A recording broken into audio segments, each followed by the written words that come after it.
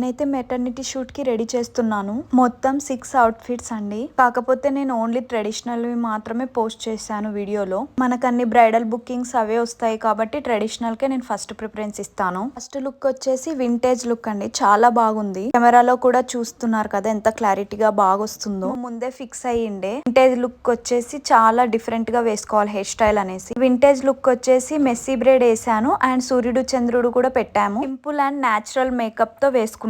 నేను రషక్ అయితే ముందే డిసైడ్ అయ్యాము రిపీటెడ్ హెయిర్ స్టైల్ అయితే రావద్దని. నెక్స్ట్ అవుట్ఫిట్ కి చేంజ్ చేస్తున్నాను. మెస్సీ బ్రేడ్ వేసినప్పుడు ఎంత ఈజీ ఉంటుంది, తీసినప్పుడు అంత కష్టంగా ఉంటుందని అందరు అంటారు. ఏం కాదండి, రబ్బర్ బ్యాండ్స్ ని డైరెక్ట్ గా రిమూవ్ చేయకుండా సీజర్ తో కట్ చేయాలి రబ్బర్ బ్యాండ్స్ ని. అప్పుడు చిక్ ఏముండదు, నార్మల్ గా సీజర్ తో కట్ చేసేస్తే అయిపోతుంది. వింటేజ్ లుక్ చూసారు కదా, సింపుల్ అండ్ న్యాచురల్ మేకప్ తో ఎంత బాగుందో. మీకు నచ్చిందని నేను అనుకుంటున్నాను. షూట్ అవ్వగానే శ్రీమంతం కూడా ఉండే 1 వీక్ లో. శ్రీమంతంకి వచ్చేసి టోటల్లీ డిఫరెంట్ హెయిర్ స్టైల్ అండి. 55 నెంబర్స్ అవరంతో నేను లాంగ్ హెయిర్ వేసేసుకున్నాను. ఫ్లవర్స్ తో క్రిస్ క్రాస్ మెథడ్ లో పెట్టేసుకున్నాను. అండ్ నెక్స్ట్ క్రైడల్ సెరమనీకి వచ్చేసి మహారాణి లాగా స్టైల్ చేసుకున్నానండి. మహారాణి లుక్ లో వచ్చేసి మెయిన్ గా దుప్పటా అండ్ హెయిర్ హైలైట్ అవుతుంది. హెయిర్ స్టైల్ వచ్చేసి ఫ్రంట్ కర్ల్స్ చేసుకున్నా. ఇక్కడ నేను వేసింది దుప్పటా కాదండి, ఇంకో శారీ. 2 శారీస్ కలిపి నేను ఒక శారీగా సెట్ చేశాను. అండ్ నెక్స్ట్ హెయిర్ స్టైల్ వచ్చేసి లేస్ తో హైలైట్ చేసుకున్నాను. మంచి డార్క్ పింక్ రోజెస్ తో లాగా సెట్ చేశాను. అండ్ హెచ్డి మేకప్ అయితే ఇక్కడ వేసానండి. చూసారుగా ఫైనల్